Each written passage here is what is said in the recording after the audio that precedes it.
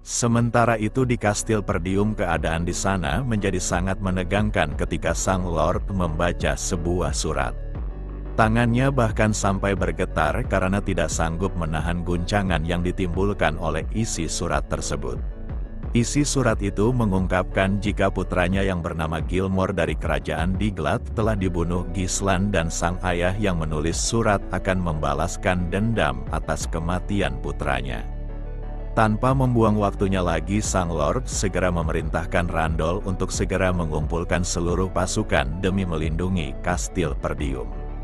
Sang Lord menyadari isi surat itu bukan sekedar ancaman melainkan deklarasi untuk memulai perang. Randall yang merupakan komandan ksatria Perdium sangat murka dan menyebut orang-orang Diglad itu sudah gila karena menuduh Gislan sebagai pembunuh putra mereka. Mereka tidak menyangka jika pihak Diglad akan memulai perang dengan hanya berasumsi, padahal mereka sudah lama beraliansi dengan kedua belah pihak, tapi mereka malah berbalik menyerang Perdium. Meski mereka sedang ribut membahas persoalan kedua belah pihak, hanya saja Sang Lord sedang berpikir keras tentang persoalan yang sedang mereka bahas. Di saat Sang Lord sedang berpikir, dia pun dikejutkan akan perkataan Gislan di mana dia mengatakan jika semua ini karena batu kristal yang ada di hutan monster. Dia juga mengingatkan sang ayah akan perkataannya di masa lampau tentang dua pengikut yang mengunjungi kerajaan Diglad dan itu sudah pasti jika merekalah yang membocorkan informasi tentang wilayah Perdium. Perkataan Gislan mengejutkan semua petinggi dan mempertanyakan akan dasar apa dirinya berani mengatakan hal yang seperti itu. Sang Lord memahami memang ada masanya ketika keberuntungan yang diambil pasti akan memicu masalah yang sangat besar.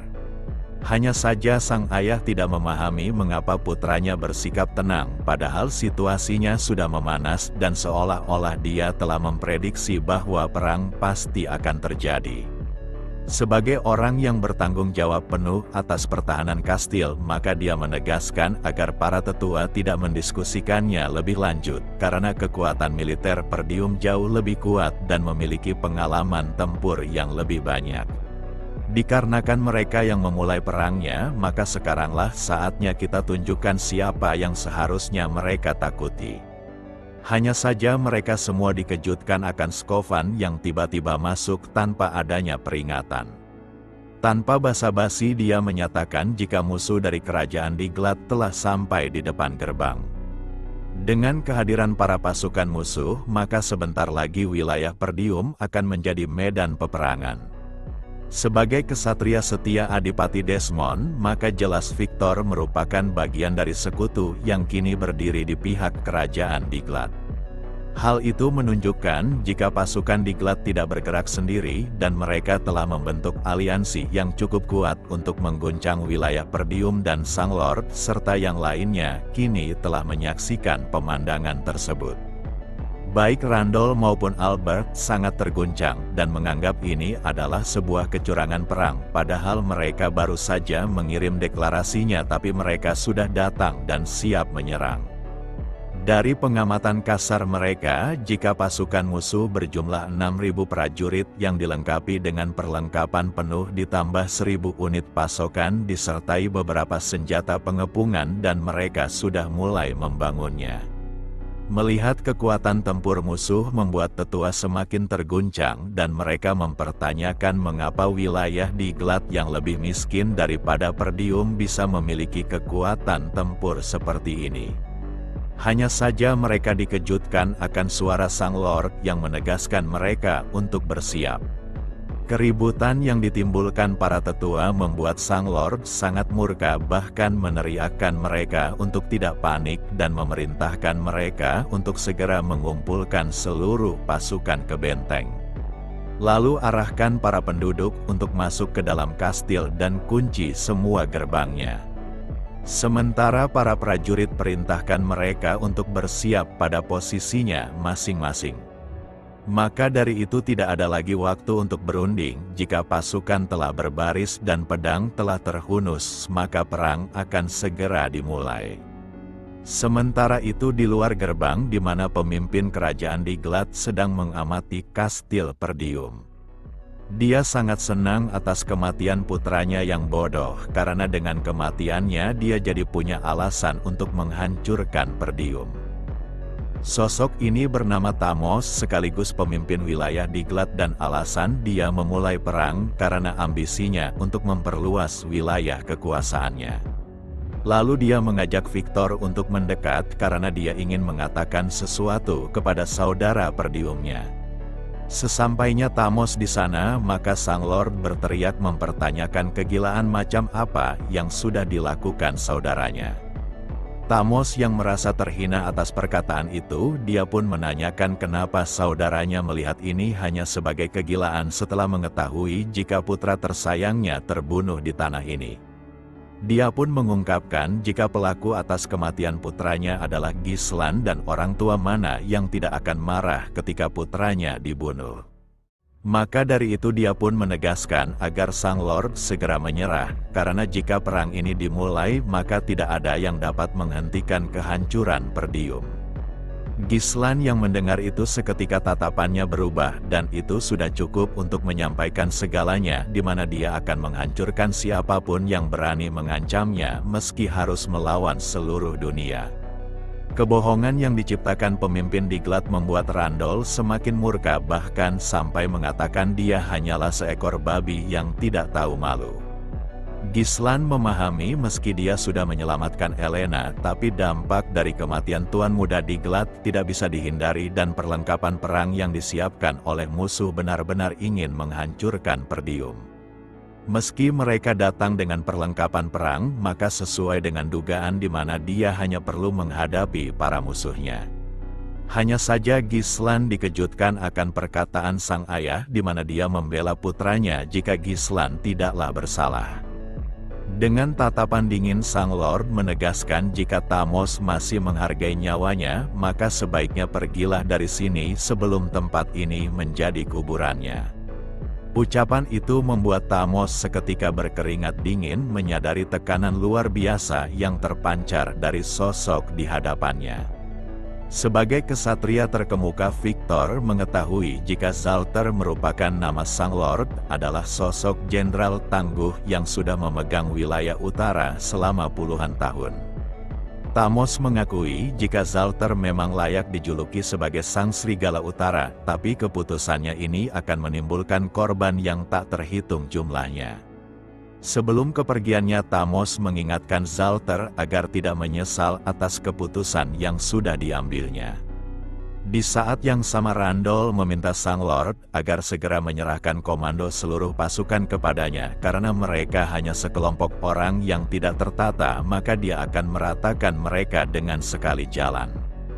Hanya saja para tetua melarangnya bahkan menganggap Randol sudah gila dan tetua tidak peduli seberapa tangguh dirinya sebab jumlah mereka sangat banyak dan jika pihak Perdium kalah sekali saja maka kastil akan hancur.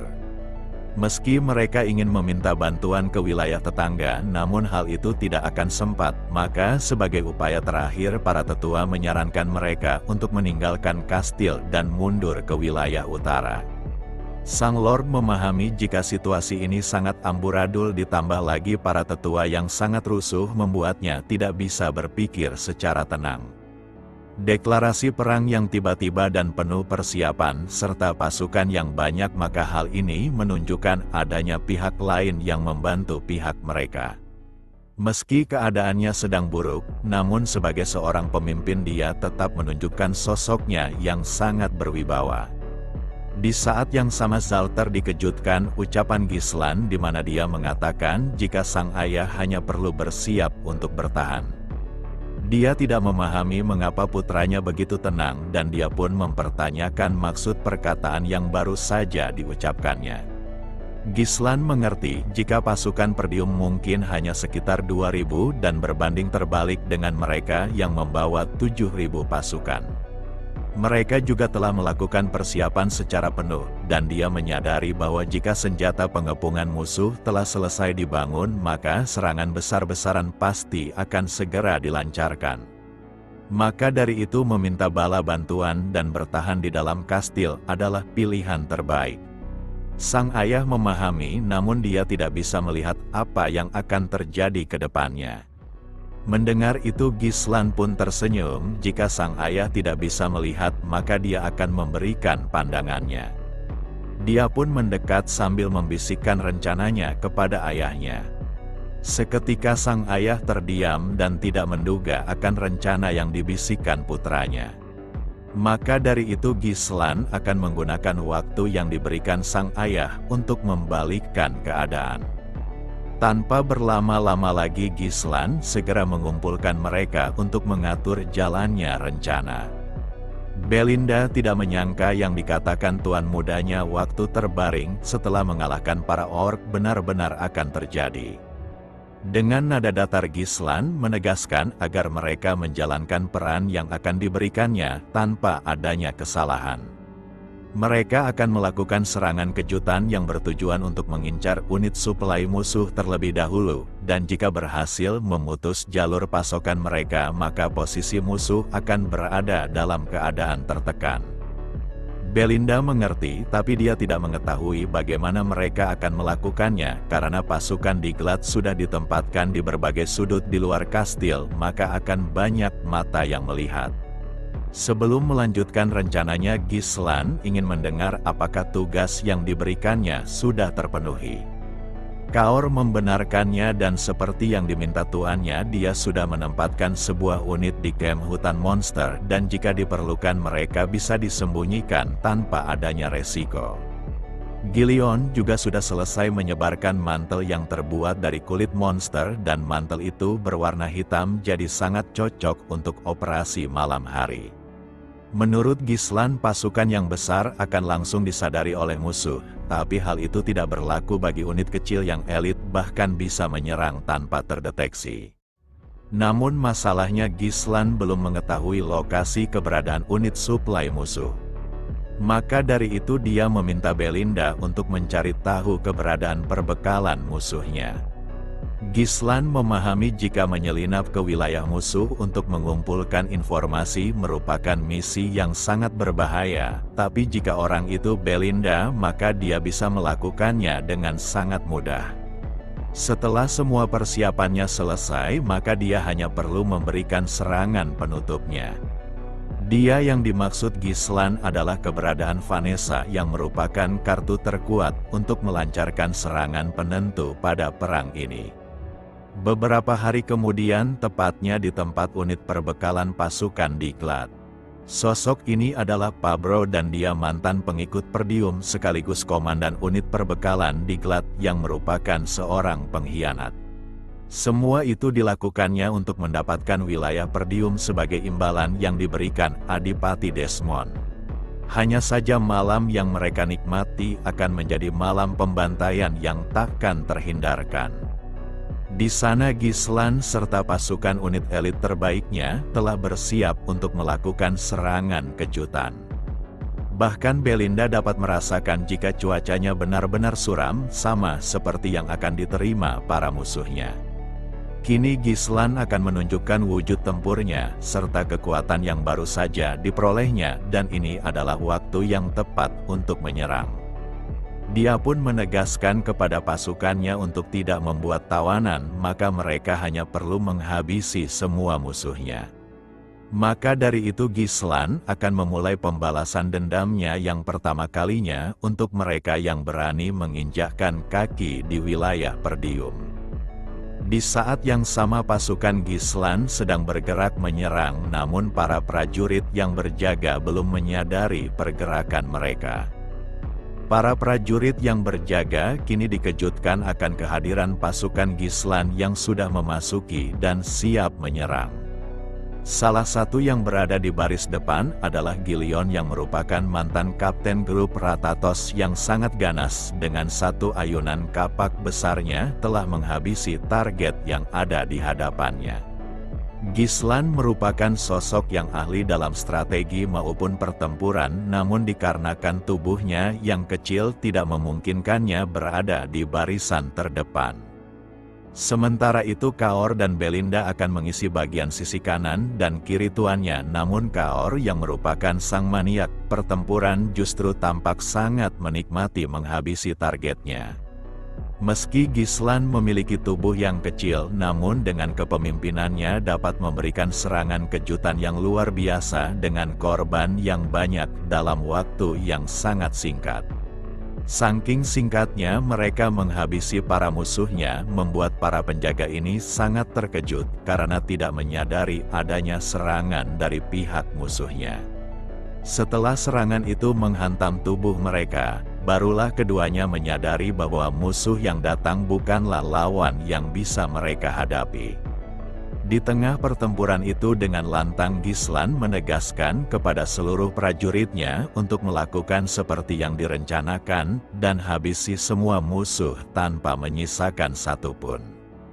Di sisi lain bawahan Pabro melaporkan kejadian penyerangan tersebut, namun Pabro yang merupakan pemimpin di tempat ini sudah mengetahuinya dan segera mengambil pedangnya sambil bertanya di mana para prajurit yang berjaga. Meski keadaannya sedang buruk, namun dia yakin jika mereka pasti bisa mendorong musuhnya disebabkan pasukan yang ada di tempat ini lebih banyak. Hanya saja wakilnya tidak berpikiran demikian karena situasinya sudah di luar kendali. Meski jumlah musuh tidaklah banyak, tapi mereka telah menumbangkan hampir 70% pasukan yang ada dengan waktu yang sangat singkat. Bahkan hanya dengan 4 orang saja mereka sudah berhasil menghabisi seluruh pasukan yang menghadang, dan dengan bantuan kuda gerakan mereka menjadi lebih cepat dan mematikan. Hanya saja ada sosok bertopeng yang sangat menggila, bahkan dia menebas seluruh prajurit yang ditemuinya dengan kepala yang terpisah dan semua serangan yang diberikannya hanya difokuskan untuk menghabisi targetnya. Pabro mengetahui jika Perdium sekarang ini sedang di ujung tanduk, tapi siapa sangka mereka akan melakukan serangan kejutan seperti ini. Lalu Pabro memutuskan untuk melarikan diri karena jika dia mati di tempat ini maka bukan hanya kehilangan tanah, tetapi kepalanya juga. Di saat yang sama sebuah serangan mengenai leher bawahannya menunjukkan jika serangan seperti itu hanya bisa dilancarkan oleh asasin yang handal. Sosok itu adalah Belinda dan dia mendapatkan peran dari tuannya untuk mencari ketua yang memimpin pasukan para musuhnya. Hanya saja sosok yang dicarinya sudah ada di hadapannya dan dia tidak menyangka akan bertemu dengan Pabro si pengkhianat secepat ini. Tatapan dingin yang dipancarkan Belinda membuat Pabro menyadari akan siapa yang sudah mengendalikan situasinya. Di saat yang sama keheningan malam yang mencekam seketika pecah saat kobaran api menyala yang menandakan awal dari sebuah kehancuran. Di sana pasukan kerajaan Diklat yang dibantai tergeletak dengan sangat menyedihkan, bahkan di antara mereka belum sempat memakai perlengkapan tempurnya. Meski mereka sudah dihabisi, namun mereka tetap membakarnya sekaligus menjadikan mereka sebagai pupuk tanaman yang sangat bagus untuk wilayahnya yang kurang subur. Begitulah sosok kepemimpinan Gislan yang sangat mengerikan, bahkan kejadian ini baru saja dimulai namun dia sudah menunjukkan sosoknya yang kejam dan tidak kenal ampun kepada musuhnya yang berani mencoba menghancurkan wilayahnya. Belinda yang telah menangkap Pabro menginformasikan jika sosok ini adalah seorang pengkhianat yang tidak hanya menjual informasi pada musuh melainkan memimpin pasukan unit suplai. Di saat yang sama Pabro berteriak dan memohon ampunan kepada Gislan sambil mengakui kekalahannya. Dengan wajah datarnya Gislan menanyakan siapa yang menyuruhnya untuk berkhianat. Pabro yang merasa akan diampuni, dia pun membocorkan jika Adipati Desmondlah yang menyuruhnya untuk melakukannya, dan jika dia tidak melaksanakannya maka hidupnya akan menjadi taruhannya. Dengan informasi itu, maka Gislan telah memastikan jika dugaannya benar di mana Desmond telah membantu kerajaan Diklat dengan dukungan prajurit serta perlengkapan perang. Pabro pun mengakui kesalahannya, namun dia mencoba mengingatkan jika dia juga sudah setia kepada Perdium dalam waktu yang cukup lama dan dia berharap mendapat pengampunan, bahkan meyakinkan bahwa penguasa di Glad akan memberikan tebusan yang sangat menguntungkan. Kemudian Gislan pun turun dari kudanya sambil meminta Pabro untuk melihat matanya dan dia pun menurutinya. Pabro yang merasa telah diampuni, dia pun mengucapkan terima kasihnya karena telah diberi kesempatan kedua dan dia pasti akan bersumpah setia melayani Perdium.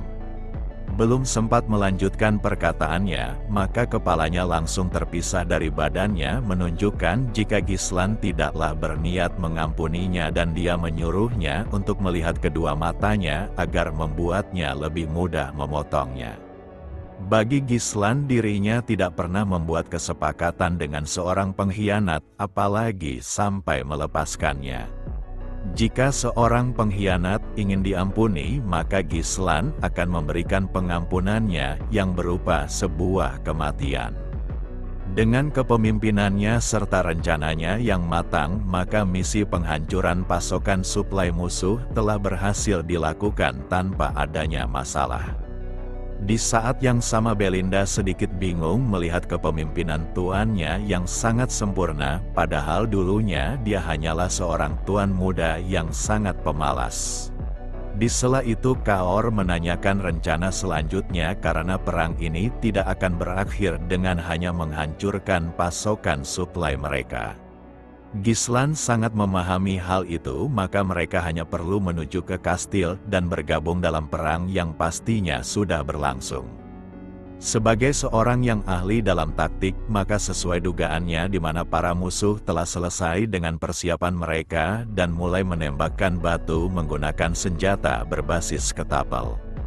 Di saat semua mata musuh tertuju menyerang kastil, maka Gislan dan pasukannya akan membuat serangan kejutan dari belakang yang bertujuan untuk merusak pertahanan mereka.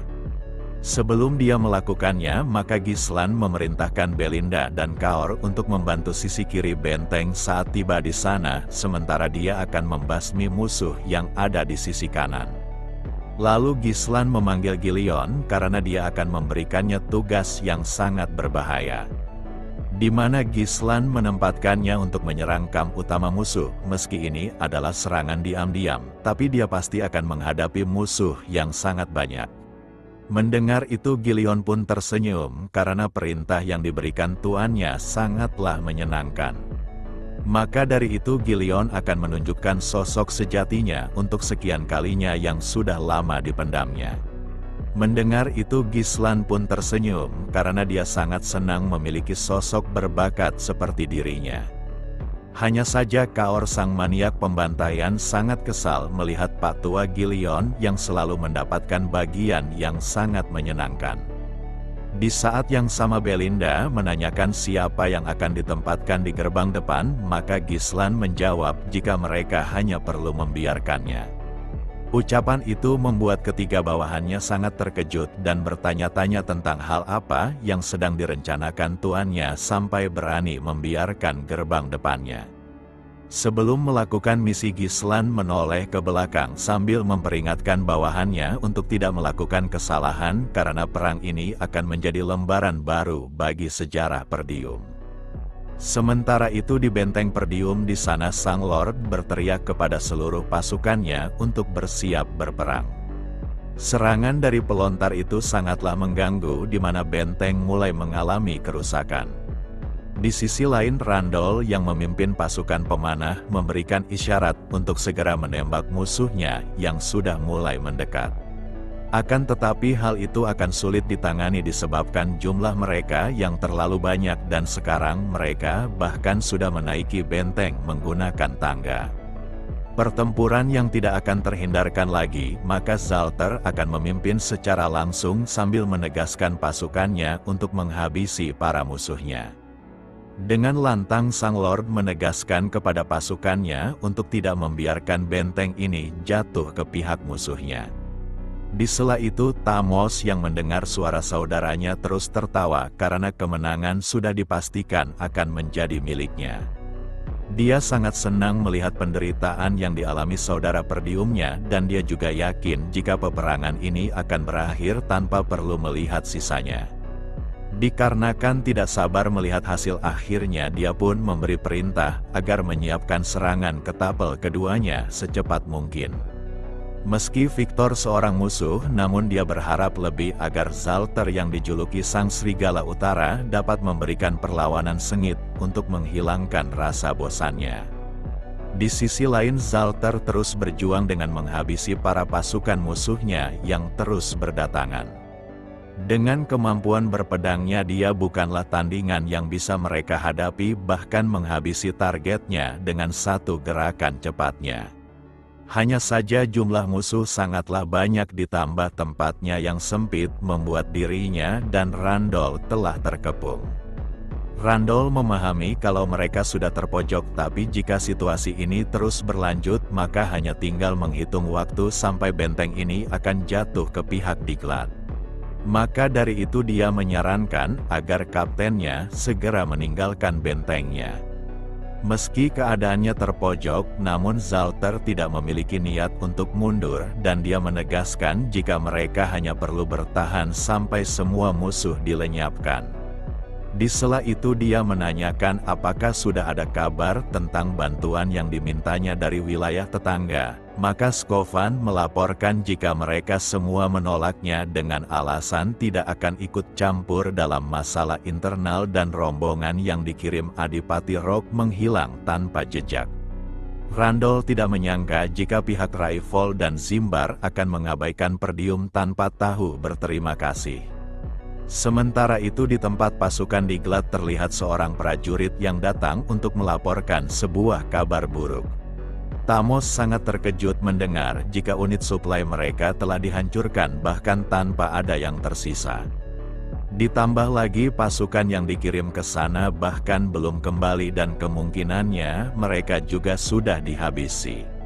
Tamos tidak mengerti bagaimana bisa para tikus Perdium yang terjebak dalam kastil bisa mengetahui lokasi suplai mereka. Victor yang mendengar itu seketika rasa bosannya menghilang karena masih ada orang Perdium yang cerdik. Hal ini semakin menarik dan dia penasaran siapa sosok yang memimpin pasukan yang telah menghancurkan unit suplai mereka. Tamos yang mulai panik pun menanyakan Victor akan langkah selanjutnya sebab perang baru saja dimulai tapi unit suplai mereka sudah dihancurkan. Victor yang tidak banyak bicara pun langsung menepuk wajahnya agar dia segera menenangkan dirinya. Baginya dia tidak membutuhkan unit suplai karena hal itu tidak berlaku untuknya, maka dari itu Victor memutuskan akan memimpin pasukannya secara langsung untuk mengambil alih kastil sebelum mentari terbit. Selama ini Victor selalu menjalankan misi yang diberikan tuannya tanpa adanya masalah, bahkan selalu menyelesaikannya dengan sangat sempurna.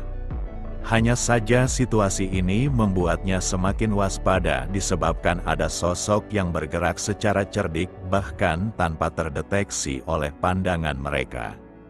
Meski pihak mereka sudah menyerang benteng kanan dan kiri, tapi pihak Perdium belum menunjukkan tanda akan adanya kekalahan. Victor mengakui kehebatan pasukan elit Perdium termasuk Zalter dalam memimpin pasukannya dengan sangat baik, meski jumlah mereka kalah banyak. Hanya saja Victor tidak mengerti mengapa pihak Perdium membiarkan gerbang depan mereka tidak dijaga. Setelah mempertimbangkannya, maka dia pun memutuskan untuk menyerang gerbang tersebut. Maka dari itu Victor akan memulai memimpin pasukannya secara langsung sambil memberi perintah kepada seluruh pasukannya untuk segera menyerang.